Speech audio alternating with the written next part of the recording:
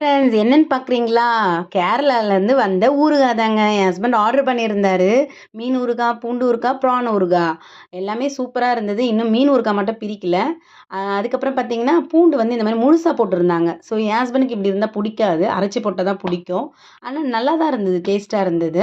இது பார்த்தீங்கன்னா வந்து வீட்டுக்கு தேவையான ஐட்டம்ஸ்லாம் வாங்கலான்னு சொல்லிட்டு தான் போய் வாங்கிட்டு வந்தேங்க. எல்லாத்தையும் வாஷ் பண்ணி வச்சேன். என் குட்டீஸ் எல்லாம் ஸ்கூலுக்கு போயாச்சு. ஹஸ்பண்ட் ஆஃபீஸ் போயாச்சு. அதுக்கப்புறம் நமக்கு என்ன வேலை? கழுவுறது, மொழுவுறது இந்த வேலை தான். என்ன சர்ஃப காட்டுறேன்னு பார்க்குறீங்களா? கொஞ்சம் துணி துவைக்கிற வேலை இருந்ததுங்க. அதுதான். நீங்க பயந்துராதீங்க அதையும் போட்டு சமைக்கிறேன்னு சொல்லிட்டு.